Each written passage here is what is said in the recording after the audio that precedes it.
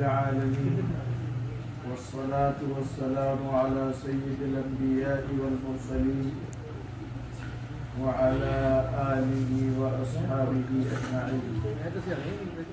أما بعد، أعوذ بالله من الشيطان الرجيم. بسم الله الرحمن الرحيم.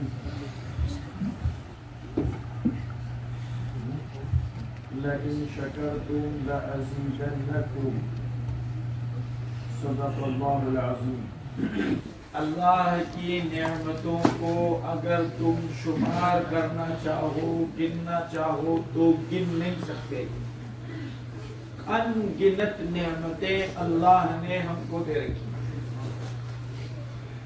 نبی کریم صلی اللہ تعالی علیہ وسلم نے ان نعمتوں میں سے چند نعمتوں کا حدیث میں جس حدیث کو میں پیش کرنے جا رہا ہوں ذکر فرمایا. آپ نے ارشاد فرمایا زندگی کو غنیمت جان لو موت کے آنے سے پہلے پہلے.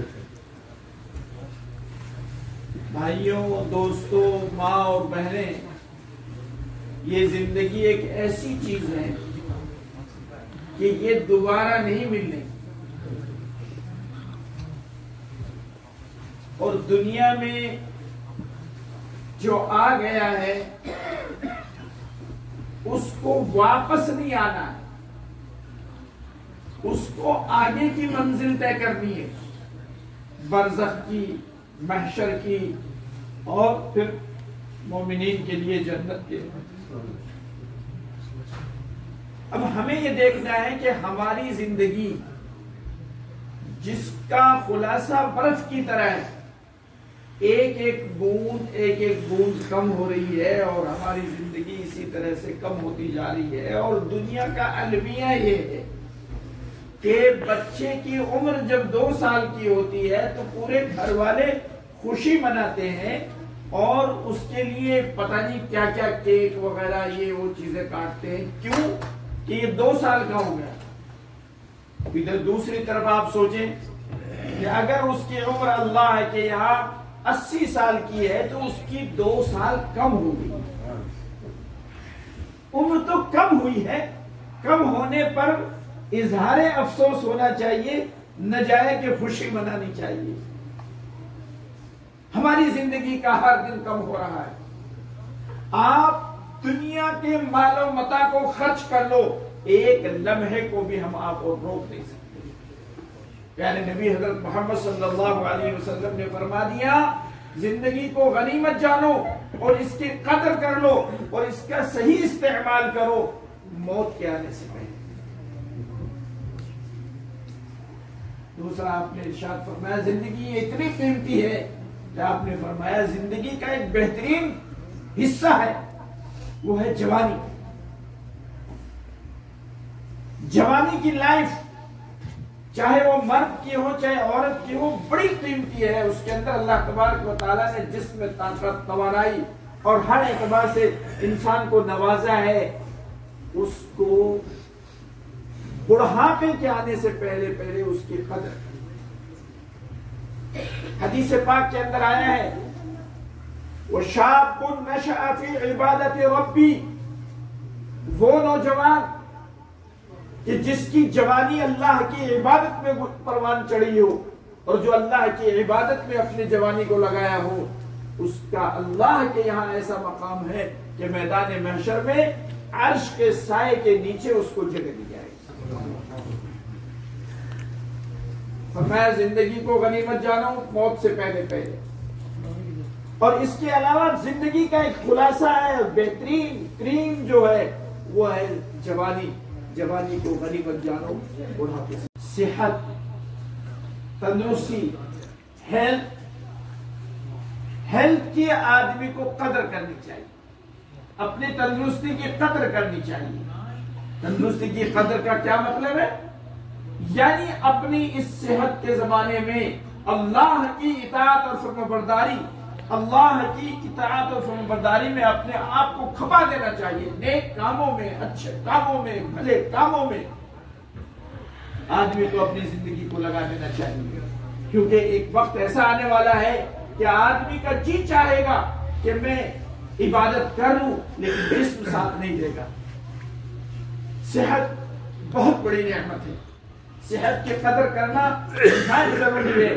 ہمیں ایسی چیزوں کا استعمال کرنا بھی جو ہے وہ اپنے آپ کو روکنا چاہیے جن سے آپ کی صحت اور ہیلتھ خراب ہوتی ہے۔ کلوا من الطیبات واعملوا صالحا، قرآن میں کہا ہے پاکیزہ چیزیں کھاؤ، عمدہ چیزیں، اچھی چیزوں کا استعمال کرو، اور اس کے بعد فرمایا واعملوا، نیک عمل۔ دوستو، بھائیوں، بزرگوں، ماں بہنوں، اپنی اس صحت کے زمانے کی ہمیں قدر کرنی چاہیے۔ تو زندگی ہی کے اندر تین چیزیں آ گئی، تین چیزیں انمول نعمتیں ہیں کہ زندگی کو غنیمت جانو موت سے پہلے، اور زندگی ہی کا ایک حصہ ہے جوانی کہ اس کو بڑھاپے سے پہلے اس کو غنیمت جانو، اور اس کے علاوہ زندگی ہی کا ایک حصہ ہے صحت اور تندرستی۔ تندرستی اللہ کی بہت بڑی نعمت ہے۔ اللہ نے، آپ غور کیجئے کہ آج اللہ نے آپ کو اور ہم کو موقع دیا پیروں سے چل کر کے آنے کا، مسجد کے ہر قدم کے اوپر ہمیں ایک نیکی اور ایک درجہ بلند ہونے کا اور ایک گناہ معاف ہونے کا جو وہ فضیلت کا حصہ ہمیں حاصل ہے، لیکن بہت سے بیمار ایسے ہیں کہ جو اٹھ کر کے اپنی چارپائی سے بیٹھ بھی نہیں سکتے۔ میرے عزیزوں اور بھائیوں اور دوستوں، جو آدمی اپنی صحت کے زمانے میں عبادات کرتا ہے، جو اپنی صحت کے زمانے میں اللہ کا ذکر کرتا ہے، اللہ کو یاد کرتا ہے، جب وہ بیمار ہو جاتا ہے تو اللہ تعالیٰ فرشتوں سے کہتے ہیں، فرماتے ہیں میرے فرشتوں میرے بندے کی اس بیماری کی حالت میں جو ریگولر اس کی نیکیاں تھی اس کو جاری کر۔ اب بیماری میں اس کی آہ کو، اگر درد کی وجہ سے وہ آہ کر رہا ہے، اس کی آہ کو سبحان اللہ میں بدل دو، اس کی آہ کو الحمدللہ میں بدل دو۔ بیماری کوئی مصیبت نہیں ہے۔ الصحت نعمت والمرض رحمت، صحت اللہ کی بہت بڑی نعمت ہے اور مرض بھی رحمت ہے۔ حدیث پاک کے اندر آیا ہے کہ بیمار کے پاس میں اگر کوئی شخص جاتا ہے تو جانے والے کے لیے صبح سے لے کے شام تک 70,000 فرشتے استغفار کرتے ہیں، لیکن بیماری آنے کے بعد اللہ کی ناشکری کرنا، اللہ تعالیٰ سے گلہ اور شکوہ کرنا کہ مجھے بیماری دے دی، یہ دے دی، وہ دی، تو سمجھ لو کہ یہ بیماری مصیبت ہے۔ اور اگر بیماری کے بعد میں انسان اللہ کا شکر ادا کرتا ہے تو یہ بھی ایک بہت بڑی نعمت ہے۔ لیکن صحت کے زمانے کو غنیمت جاننا چاہیے اور اس کی قدر کرنی چاہیے، صحت کو صحیح استعمال کرنا چاہیے۔ ایسے لوگ گزرے ہیں کہ جو عشاء کی نماز کے بعد نیت باندھ کر کے اور جیسے قرآن تلاوت کرتے تو پوری فجر ہوتی ہے تو معلوم ہے کہ پورا قرآن ختم کر دیا 2 رکعت کے اندر۔ تاریخ کے اندر ایسے لوگ گزرے ہیں کہ جو معلوم 200 رکعتیں نفل پڑھ لیا کرتے تھے۔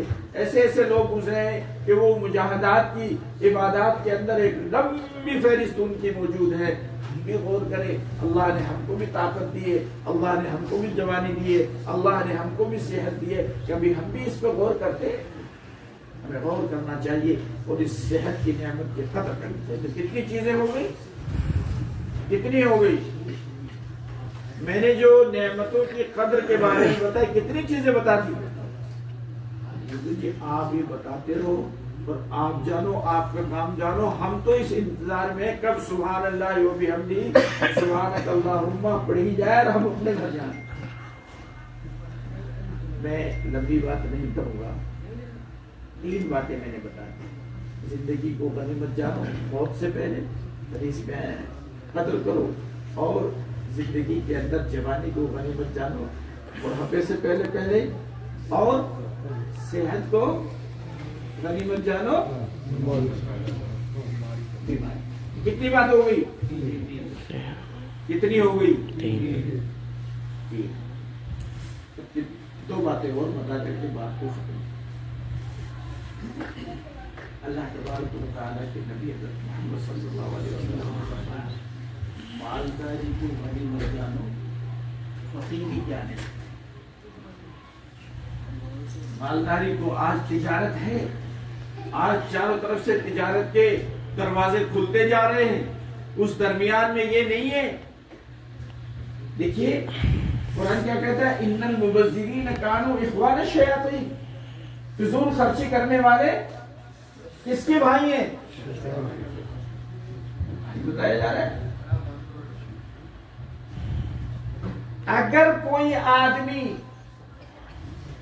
جاری نہر ہے، پانی بہ رہا ہے، اور اس بہتی نہر کے اوپر وضو کر رہا ہے، اور اس نے وضو کے اندر اعضائے وضو کو 3 کے بجائے جان بوجھ کر کے 4تھی مرتبہ دھل لیا، فقہا کہتے ہیں یہ 4تھی مرتبہ کا اس کا دھلنا یہ اسراف ہے، یہ فضول خرچی ہے.